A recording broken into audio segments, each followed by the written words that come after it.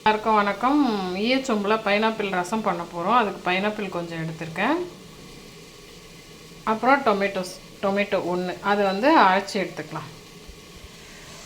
அரைச்சதை ஈயச்சொம்பில் சேர்த்துட்டோம். ஒரு சின்ன எலுமிச்சங்காய் அளவு புளி கரைச்சி சேர்த்துக்கலாம்.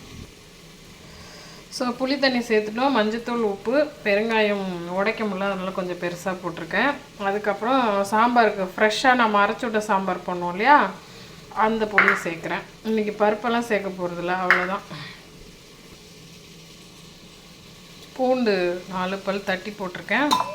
இன்னும் கொஞ்சம் தண்ணி சேர்த்து கொதிக்க விட்டு ஜீரகம் தாளித்தா ரசம் ரெடி ஆகிடும். ஸோ கைஸ், ரசம் கொதிச்சு எடுத்து தாளித்து கொட்டிக்கலாம். நெய் விட்டு ஜீரகம் மட்டும் போட்டிருக்கேன். ஸோ அவ்வளோதான், ரசம் ரெடி ஆகிடுது. நம்ம பருப்பெல்லாம் சேர்க்கல, சூப்பராக இருக்கும். இந்த மாதிரி பண்ணாலும் ட்ரை பண்ணி பாருங்கள். Thank you so much.